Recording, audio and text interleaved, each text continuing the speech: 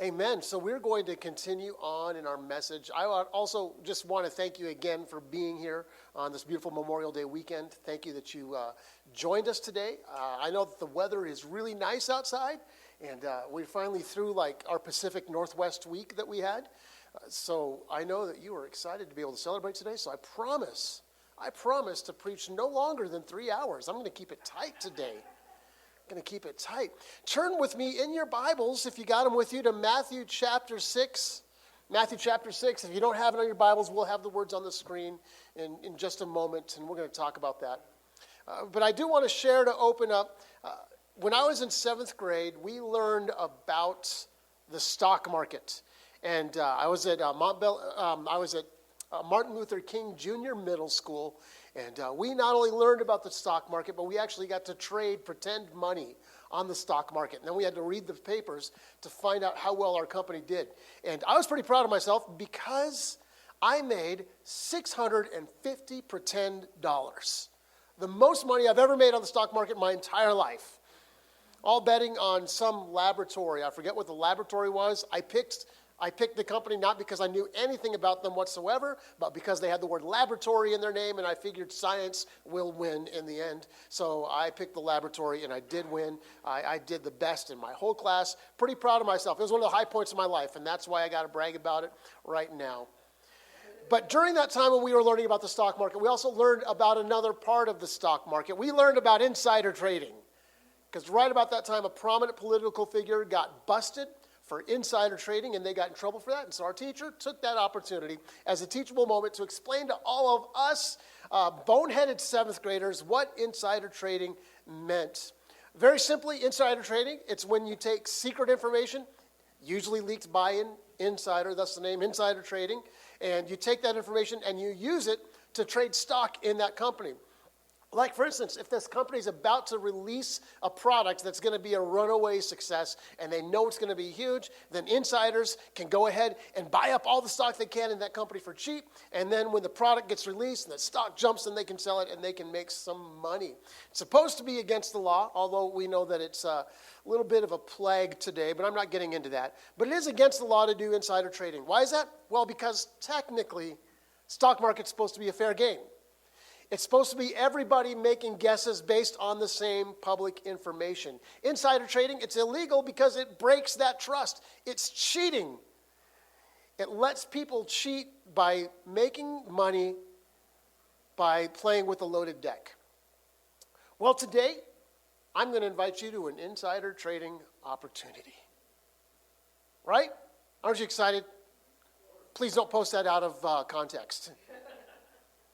We are going to invite you to an insider trading opportunity. Well, that's the hook, but let's go ahead and dive in. I'll talk about an insider trading opportunity in just a moment. Let's dive in to the best sermon ever, where we left off last week, Matthew chapter 6, verses 16 through 18. If you remember last week, Jesus taught us to pray. He shared what we all know as the Lord's Prayer. We even prayed it together last week at the end of the gathering. And so after teaching people to pray, he kind of continues on in that vein, starting at verse 16. Jesus says, when you fast, do not look somber as the hypocrites do, for they disfigure their faces to show other people that they are fasting. Truly, I tell you, they have received their reward in full. But when you fast, do not put oil on your head. Wash your face, so that it will not be obvious to others that you are fasting, but only to your Father who is unseen, and your Father who sees what is done in secret will reward you. So Jesus is talking about fasting. By the way, the word for fasting literally means not eating. The Greek word for fasting, the Greeks didn't use fasting as a spiritual practice as often as the Hebrews, so they just very simply used here the Greek word for not eating, abstaining from food. Now, of course, eating is one of the most basic, essential human needs. All right? How many are pro-eating? How many enjoy eating? How many have a great hobby of eating? How many eat like it's your job? Okay, you don't have to raise your hand like that. It was so funny. I think we were in our advisory council meeting last week, and the conversation was pretty good, and it was flowing, and it was comfortable, and we were having a good time. But then somebody brought up food. And then the floodgates opened, and then we all just suddenly got really passionate about what we were talking about. The moment you start talking about food, that's just something that we all have in common. That's why Jesus often ate with his disciples. By the way, the very first event in heaven, I'm excited about this, is going to be food. It's going to be a banquet. It's going to be better than Rodizio Grill, going to be better than In-N-Out, going to be better than Shake Shack. First event in heaven is going to be a banquet. So fasting, we take the very basic human need, that universal human need that we all have, and we set it aside during a time of season prayer for God. And there's something powerful. We take something so important to ourselves, and we give it to God in that time. Something really happens in your prayer life when you're fasting. If you've never fasted before, I encourage you to try it for a season. It could be even a day. I preached about fasting a couple months ago. You can dig back through our YouTube archives.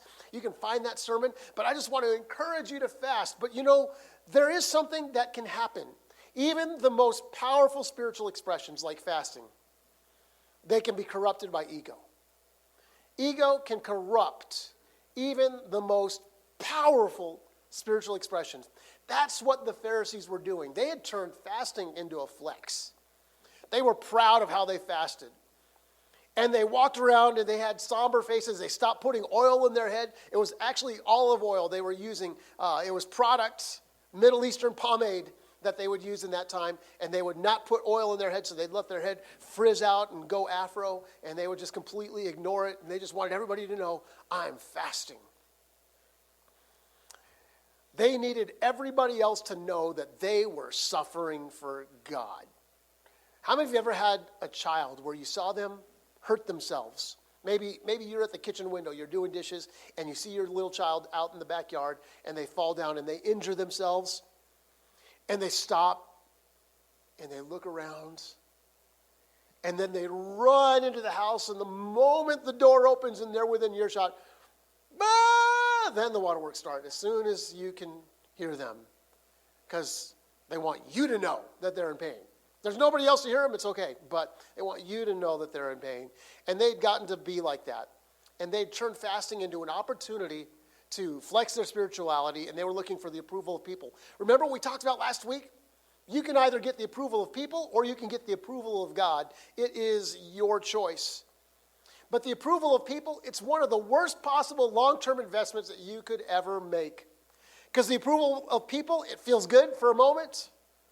It feels good for a little while. Maybe even feels good for a week. I know if somebody compliments me in public, I'll eat on that for a week. But it goes away eventually. It eventually goes away. It's like fruit stripe gum. Anybody ever had fruit stripe gum? You know what I'm talking about? It's good, like, by the time you throw the wrapper away, it's already run out of flavor. The approval of people is like fruit stripe gum. If you ever need something to take home, you can take that home. So instead of investing on the approval of others, Jesus is challenging us to fast. Jesus isn't saying fasting's not important, but he's saying, here's how you fast. Do it on the DL. Wash your face. Put product in your hair. Stop trying to suffer publicly in a way that people can see you. Because once again, you get the approval of people, you very likely will miss out on the approval of heaven. And so many people in the church, we like to do this. We make sacrifice an opportunity for us to brag how much we're sacrificing. We think, oh man, I'm just exhausted. I've been serving nonstop at church lately. Or maybe we'll post a photo of our Bible and our coffee on Instagram and say, I've been up since 4 a.m. praying. Or you like this when people are like, hey, I just gave up Netflix or sugar for Jesus for a month. Or remember, how do you know somebody doesn't have a TV in their house? Don't worry, they'll tell you. That's the old joke. We don't have a TV in our home. And they would turn into an opportunity to brag about how righteous they are for not having a TV in their home. And so many times we try to turn our sacrifice into an opportunity to brag. And Jesus is encouraging them to not do that. And then Jesus switches gears. He's talking about fasting. Now he's going to talk about finances. Now it might seem like a different subject. Might seem like Jesus is closing one chapter in the best sermon ever and opening up another one. But in reality, there's still a connection. You see, the question is this: where is your heart investing? Because Jesus was talking about those who fast for public approval, those who walk around looking somber and suffering in order to get the approval of people. They're investing their efforts in the approval of man. But the approval of God is a much longer-term investment. I had a sneeze that kept threatening to come, but it's just faking me out. Don't worry, it'll show up at some point. Hopefully it doesn't before I get a chance to mute the mic. So continuing on in this message, Matthew chapter 6, verses 19 through 21. Jesus says, "Do not store for yourselves treasures on earth, where moths and vermin destroy and where thieves break in and steal. But store up for yourselves treasures in heaven, where moths and vermin do not destroy, where thieves do not break in and steal, and where a 4% inflation rate does not make worthless." I might have added that. For where your treasure is, there your heart will be also. For where your treasure is, there your heart will be also. So I did a study on the word treasure because I wanted to know exactly what he was talking about. And treasure here, especially the word that's used, it specifically refers to finances. Now you can take the principle of treasure, and you can look at what us preachers often call the 3 T's: your time, your talent, and your treasure, your finances. And those things apply, but here Jesus is specifically talking about your physical resources. And he's not just talking about physical resources that you need to survive. He's not talking about just paying your bills. He's talking about anything you get above and beyond your need to survive. That is your treasure. And earthly treasures are not bad. We are not encouraged to take a vow of poverty. Now, if God calls you to do that, more power to you. But he's not saying earthly treasures are bad, but what he is saying is that they're bad investment because they're temporary. They're vulnerable. First of all, he talks about moths and vermin. If you stored treasure in that time, a lot of times your treasure consisted of fabric. Fabric was way more valuable. They didn't have Goodwill bins to dig through in that time. So if you had fabric, that was part of your treasure. If you had clothing, that was part of your treasure. Well, the problem with clothing is moths would get to it. And they didn't have mothballs. There was a sympathetic sneeze. That's the one that is going to probably sneak up on me later on. They didn't have mothballs. And so if you were to store fabric, a lot of times you would open up your treasure vault doors and you would find that moths got to it. And you would lose your treasure just like that. In our treasure today, we don't store them in vaults. Maybe you do. If you do have a vault at your house, that's really cool. But we don't store them in those kinds of vaults, but they are still subject to moths and vermin. There's entropy, where things eventually fade into, where things fade into worthlessness, where things go into chaos. In 1999, I think it was, Star Wars Episode 1, The Phantom Menace came out. And, okay, good. And when it came out, I saw an opportunity. Because when I was a kid, I had Star Wars figures. I had a bunch of Star Wars figures. And I found out those Star Wars figures, a couple decades later, were worth bank. I even had, I feel bad, I wish my parents were here this week so I could apologize to them. But they actually had a Darth Vader figure that they had hidden in their house, specifically to save, so one day they could trade it in because they knew it was going to be worth money. They saw it coming and they saved it. Well, I found it as a kid. I found it and I asked my parents about it, and they didn't know how to explain investment to me. And so they just said, I guess it was a present for you. Well, all those years later, I found out that Darth Vader figure, which probably got lost in some sandbox somewhere, was worth hundreds of dollars. Well, when Star Wars Episode 1 came out, I saw the opportunity because they started selling Star Wars figures again. I was so excited. I was like, okay, I'm going to start buying up Star Wars figures and leaving them in the box because I know that I'm going to make money off of these. Well, the problem was every Gen X and millennial, roughly my age, had the same idea. So I saved up all of those, and I still have. I think it's in a storage unit just down the road here, and we'll eventually move it to the shed. I still have like 3 boxes of brand new Star Wars figures from 1999, and they are all worth about the same amount that I paid. Because everybody had the same idea. And the market got saturated, and everybody my age saved them. And so now they're worthless, but they're really cool, so I keep them. And maybe someday they'll appreciate. I don't know. Hope springs eternal, right? But they're not worth much at all. Any of you who ever invested in Beanie Babies and got serious about that, I feel your pain. I feel your pain. Even when you save money, it might appreciate in the bank, but we know that inflation makes things not worthwhile. That stereo console that cost $875 at Best Buy is in a garage sale 10 years later for $10, sitting with dust on it. Things depreciate. Well, you might think, well, I invest wisely, Pastor Grant. I invest in things that appreciate. I'm not dumb and investing in Star Wars figures in 1999. I've got bank accounts. I've got diversified stocks. I got a 401k. It does appreciate. Well, maybe your value may appreciate, but their ability to fulfill you never will. Their ability to fulfill you will never appreciate.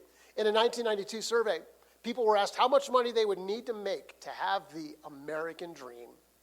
Those who earned $25,000 or less a year thought they would need about $54,000. But those who made $100,000 thought they would need, well, about $192,000. So even the people who had accomplished what one group thought was the American dream, they just thought it was never enough. They thought it's never enough. One thing that's always shocking to me about billionaires is that they still obsess over making money. I've never heard a billionaire say on CNN or on MSNBC, you know what, I'm good. I don't need any more money. I'm just going to get rid of all my stocks. I'm just going to liquidate all my assets and I'm just going to enjoy what I got. I've never heard that. That's because there's a part of us that we realize that these investments, they never really fulfill us. They do not truly appreciate. And then there's the other thing that they're subject to, thieves. Thieves are the one thing that you've got no control over. Thieves represent the things that just happen. We can prepare for something, but even when we prepare for it, it catches us by surprise. There could be a tragedy. One hospital stay could wipe out the entire nest egg you spent a decade building up. One bad decision from somebody else could change everything. One uninsured driver T-boning you in the intersection, even though you had the green light, could ruin your year. No matter how secure you might think your treasures on earth are, no matter how secure you may think your resources are, they are subject to moths and thieves and rust, the things that we can't control, the things that just happen. And that might seem really, really discouraging. But that's why we remind ourselves that Jesus is our provider. Now, I don't want you to overcorrect. Jesus does not say that we should never save money for the future.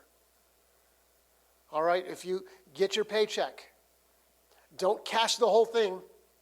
Don't cash the whole thing and just go buy Doritos and think, well, I can't save treasures on earth, only in heaven. Jesus isn't saying you shouldn't save for the future. Saving is wisdom, but hoarding is fear, wearing the disguise of wisdom. See, the root issues are not finances. The root issue is idolatry. It's one thing to have resources, but it's another to place your trust in those resources. It's one thing to be able to save up, but there's another thing to be able to put all of your trust in that and say, this is something that I can rely on.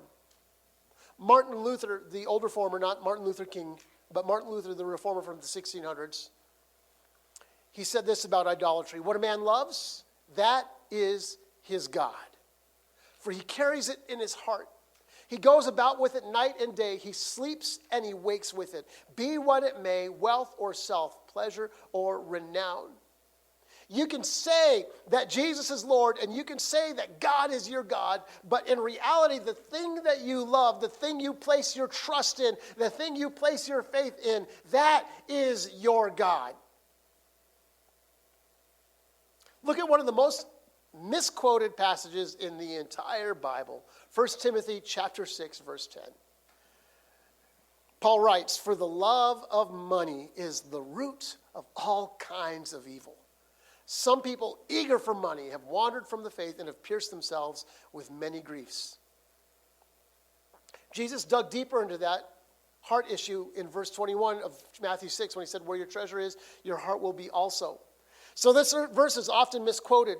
This verse in 1 Timothy 6:10. People often say, well, money is the root of all evil. And that's not what he's saying at all. Money is not the root of all evil, in which case we would all be in trouble because we all got $1 or $2 in our bank account. Maybe it's negative, but yeah, at least maybe got $1 in your pocket.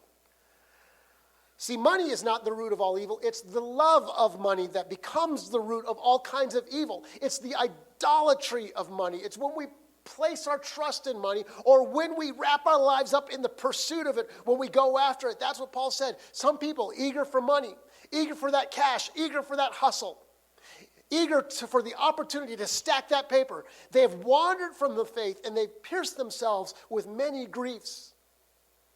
Look, if your hustle is after the almighty dollar and not after serving Jesus, you are making a bad investment. You are investing in the moths, rust, and thieves portfolio. It's not a good trade. It's like Beanie Babies. Nice and cute and fuzzy at first, but eventually being sold at an estate sale for pennies on the dollar. See, Jesus says in Matthew 6, going back to verse 21, your heart, where your treasure is, there your heart will be also. This is also something that we often get backwards. We subconsciously read this and we think of it as, okay, where my heart is, there's my treasure. Where my heart is, there goes my treasure. So the things that are important to me, those are the things that I'm going to spend my treasure on. Those are the things that I'm going to spend my money on. And there is a measure of truth to that. That's not completely inaccurate. Show me your bank account register and I can show you your priorities very easily. Yes, we do spend money on the things that matter to us. Spend money on the things that matter to us. But on a deeper level, your treasure doesn't follow your heart according to this verse. Your heart follows your treasure. Do you get it? The place that you send your treasure, your heart follows after that. The place that you invest your resources, the things that you invest your time, your heart eventually ends up there.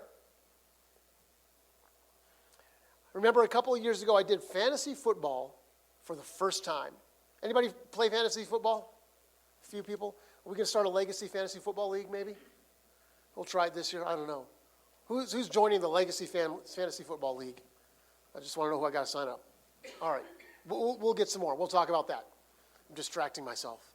But when I first did fantasy football, I remember I picked a quarterback who was like a number 2 round draft pick, and I was pretty excited about this guy. I don't even remember who he was now. He wasn't a Bronco, so I just didn't care. But he was highly rated, and so I was pretty stoked to land this guy. Until week 11, he got grievously injured. And suddenly my first string quarterback for my team, and I was riding high on beginner's luck. I was like first in the league at that point. And my main quarterback was injured. And suddenly I did something that I'd never done in my life before or since. I actually followed the injury reports of a particular player.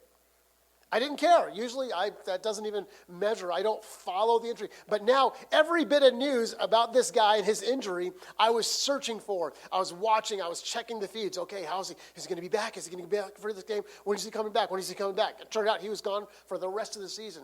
But because I'd invested my time in this random stranger for a team that I didn't even like, suddenly my heart was there. Suddenly I cared about that. I wanted to know whether or not he was going to recover from his injury. You see, I'd invested in that, and that is where my heart is.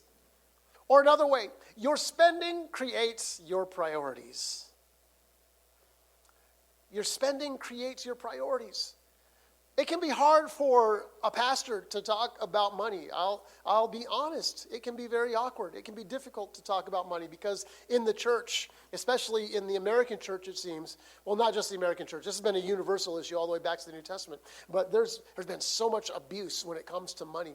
And there's been so much abuse when it talks about resources. But Jesus talked about money a lot.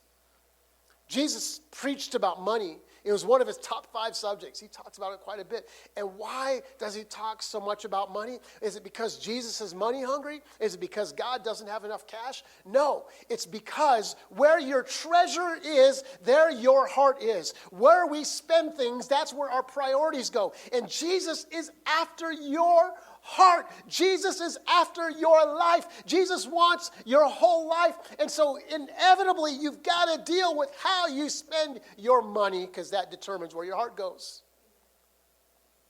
Some of you wonder why the things you know are important don't feel important to you. You think, I should care more about church. I should care more about missions. I should care more about my neighbor. And we wonder why they don't really move the needle in our souls. In our heads we know it, but we don't feel it in our souls. The answer might be it's because you just might not be investing in those things. You might not be investing in those things that you say are important to you. And your heart isn't there because your treasure isn't there. Your spending creates your priorities. I can tell myself all day long that I'm a family man. I can brag about my family. My family, you just saw them on stage. They're worth bragging about. I can post about them. I can talk about them all day long. I can tell you how important they are. But unless I actually invest in my family, if I just talk about how much I love my family, but they never see me, and I'm always working and I'm always gone, and when I'm home, I'm just watching TV or playing video games and ignoring them, then I can say my family's important to me. I can brag about them, but they're not actually important to me. Unless I'm investing in them, my time, my talent, and yes, my treasure. Unless I'm investing in them, my heart isn't actually there. That's why sunk cost fallacy is such a big deal. Maybe you're familiar with sunk cost fallacy. It's where people get stuck in a bad situation because they already spent a lot of time or money on it, and they think, well, I've already spent all of this on it, and so I can't walk away now or I'll lose it all. When in reality, they probably need to walk away because it's lost one way or the other. Look, sell that car, okay? Just walk away from it. You already spent $10,000 in the garage. Maybe it's time to say, all right, even though I've already spent $10,000 on it, it's just not going to get me anywhere. Or it might be a toxic relationship that you've invested in for so long, and you know it's hurtful and you know it's unhealthy, but you stay in it because you've been in it. And you think, I've already been in this relationship for so long. If I walk away, all those years will be wasted. That's sunk cost fallacy. Sunk cost fallacy exists because where our treasure goes, there's our heart. And when we've invested in something, even something we know is not in good investment, our heart goes there because your heart follows your treasure. So, very simply, if you want the blessing of God, you have got to get your heart into the things that are important to God. If you want the blessing of God on your life, if you want to experience life as He truly created you to experience it, if you want that purpose that He has, if you want that reward of God that He has, then here's what you've got to do. You've got to get your heart aligned with the things that are important to God. And very simply, because Jesus says, your heart follows your treasure. If you want your heart to be in the things that are important to God, send your treasure there. If you want your heart to be someplace, send your treasure there, and you find your heart will follow it. These words are echoed in Luke chapter 12, verses 32 through 24, which a lot of theologians think that this is actually another version of the Sermon on the Mount, kind of broken up into little teachings. But Jesus said, fear not, little flock, for it is your Father's good pleasure to give you the kingdom. So Jesus is comforting them. Verse 32 says, it's your Father's good pleasure to give you the kingdom. He's saying God is not stingy. God doesn't want you to just live in abject misery and poverty your whole life. He says He wants to give you the kingdom. He wants to bless you. He wants you to experience the fullness of joy. He came to give you life and life more abundantly. The enemy came to steal, kill, and destroy, not the Father. And so Jesus is setting up very clearly, here's what the Father's intentions towards you are. And here's why He's telling them the Father's intentions are, because the next statement takes a whole lot of faith in the Father's intentions to follow through on. Sell your possessions and give to the needy. Provide for yourselves with money bags that do not grow old, with a treasure in the heavens that does not fail, where no thief approaches and no moth destroys. For where your treasure is, there it is again, there will your heart be also. You want the insider information? Here's the insider information that I promised earlier. There is a Father who has the resources of reality, the Alpha and the Omega. He is there to care for you, and he has your best interest. So invest in heaven. Invest in the things that are important to him, and he will take care of you. Matthew 6:33 says, but seek first his kingdom and his righteousness, and all these things will be given to you. Once again, at Legacy, we often say we don't want to just ask God to bless what we're doing, but we want to do what he's blessing. And the way we do what he's blessing is we give to what he is blessing. We give to what he's blessing. I have been on staff at a lot of churches. I don't know if I've got all the fingers to count them out. Probably 8 or 9. And they've all had various levels of financial health. Some churches were in the black every single month with a surplus. Some churches struggled to pay the bills. But something that I noticed, and I don't want to just say that correlation equals causation. Certainly this is an anecdote, but it is something I've experienced in my life. And that's this. Every church that I've served at that was generous, that focused on giving to the community and giving to missions, those were the churches that were in the black. The churches that were experiencing financial blessing from God were generous. And I remembered that. That's why one of the priorities that we have at Legacy, one of the things that we really want to do is we want to build margin in our finances, not so that we can just have nicer things, although nicer things will be a part of it at some point. But the top priority is we want to be generous. We want to give towards the things that God is blessing. We want to give to our community. We want to give to missions. We want to give to help those who are poor, those who are hungry, those who are hurting. We want to give towards those things that God is blessing, because where our treasure as a church goes, that's where our heart is. And can I tell you, the heart of Legacy is not just to keep the lights on and the bills paid. The heart of Legacy is to be a part of what God's doing in Fort Collins and the surrounding areas. The heart of Legacy is to preach the gospel throughout the world, making disciples and baptizing them in the name of the Father and the Son and Jesus. The heart of Legacy is to love God with all that we have and to love our neighbor as ourselves. That is the heart of Legacy, and that's where we want our treasure to go. Because where your treasure goes, that's where your heart ends up. And the beauty is that when we invest in heaven, we are not the only ones to receive the benefits. You see, when you invest in heaven,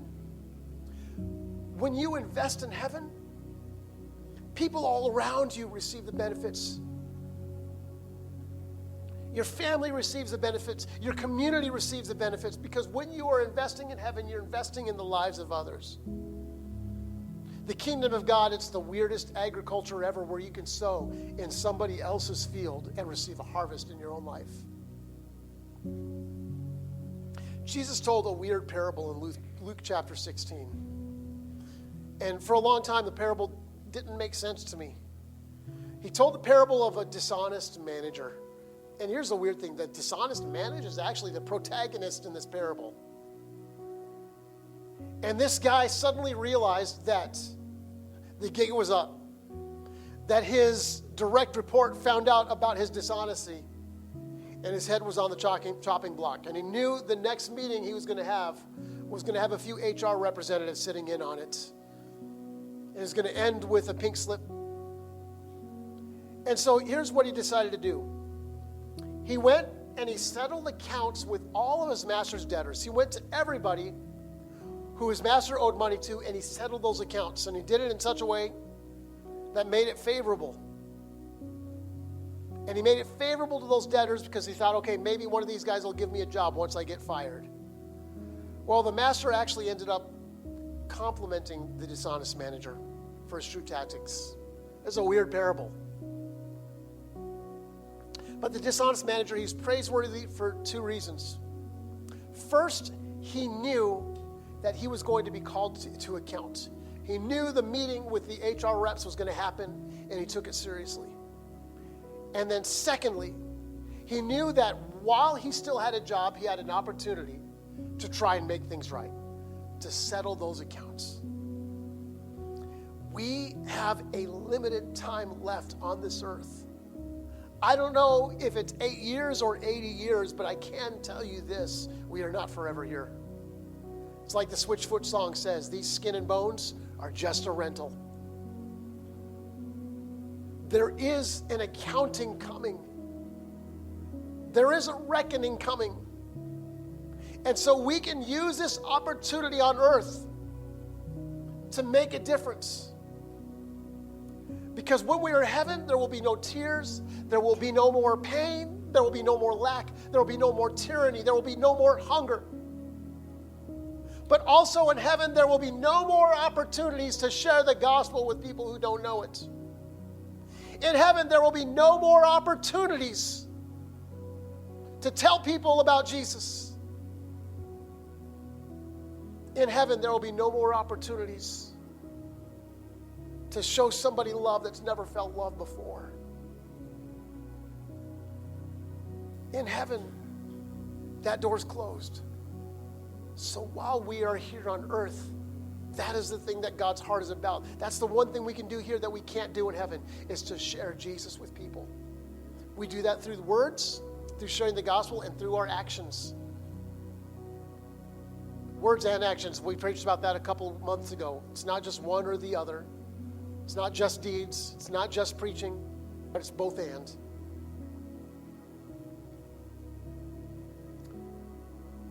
Where's your heart today?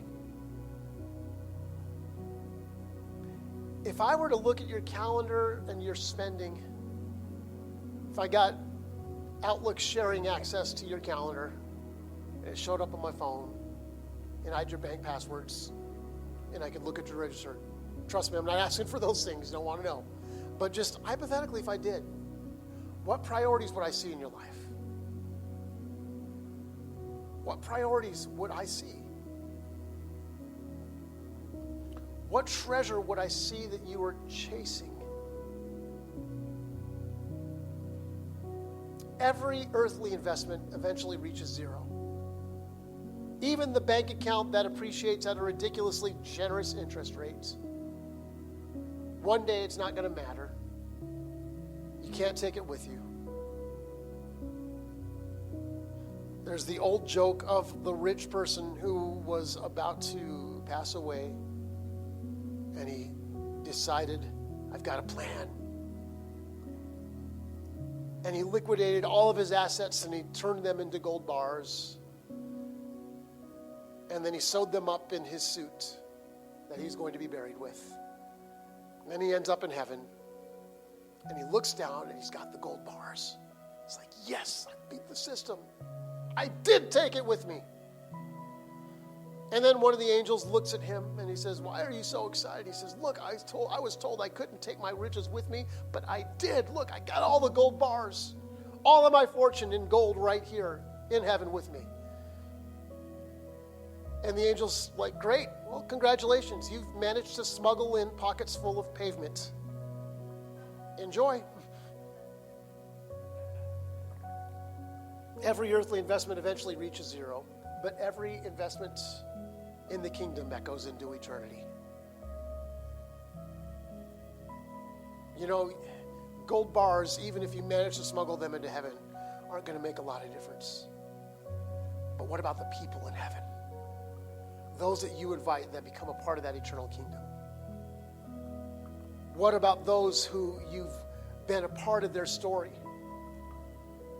Even somebody that you went to the pantry and you just got extra groceries for your neighbor that you knew was food insecure, and you brought them a bunch of groceries from the pantry, maybe one day in heaven, they will say, I remember that dark time in my life when nobody else cared and nobody else helped me, when nobody logged into my GoFundMe I shared on Facebook. I remember you brought those groceries, and you brought them from that church. And I remembered that you and the church cared about me when nobody else did. And so I began to look into this Jesus thing. And now I'm here. I'm here because of that. That story's not that far-fetched. There's little stories like it that keep happening over and over. Those little things that we never know. Those little investments we make that pay huge dividends down the road that we have no idea. Jim Elliot said, he is no fool who gives what he cannot keep to gain what he cannot lose. By the way, Jim Elliot was a missionary to an unreached people group. I would highly encourage you to look up his story on Google. Just Google Jim Elliot. You can read about it. But here's the spoiler. He gave his life. The unreached tribe that he'd been ministering to eventually killed him. But the story didn't end there.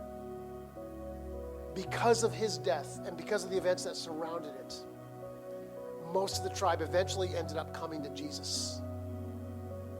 And then generations later, there's still a church there because of his sacrifice. He gave the one thing that he couldn't keep, his very life, to gain what he cannot lose. Generations of people that are going to be in heaven.